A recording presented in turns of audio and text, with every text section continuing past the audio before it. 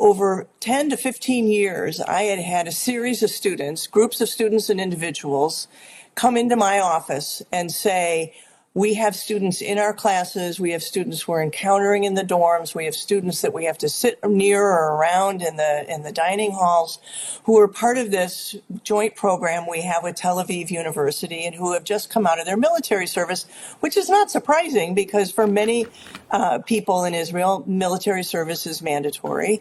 They have, and they've come to the Columbia campus and they have harassed physically and verbally Palestinian students and their allies. And there were many complaints like this that students brought to me.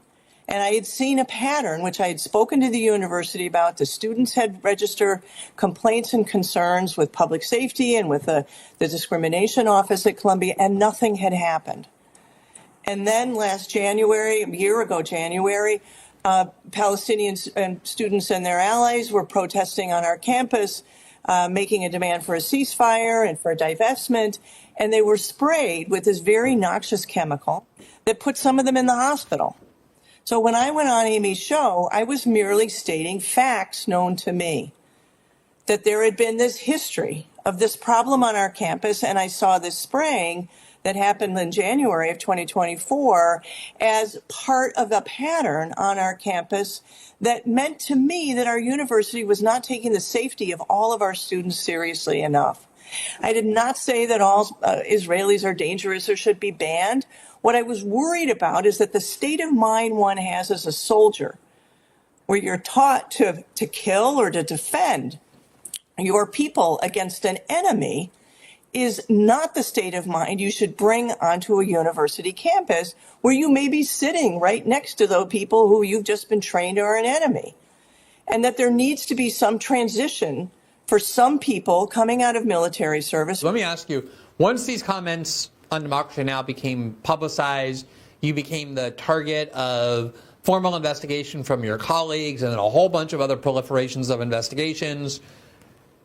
Your university professor explicitly denounced you, even implied strongly, if not said, that at least those comments were anti-Semitic when pressed on that by, I believe, Elise Stefanik during that inquisition into colleges. You ended up not getting fired, but feeling like you had to leave Columbia. It was no longer tenable for you to remain there, given all the various attacks and pressures you were feeling. What were those that finally caused you, which I'm sure wasn't easy to leave after so much time, to make the decision that it was in your best interest to do so? Well, let me just correct you, Glenn. It was the president of the university, not a university professor. I meant to say university president. Yeah, I'm sorry, who testified? Yeah, President Shafiq was testifying before Congress.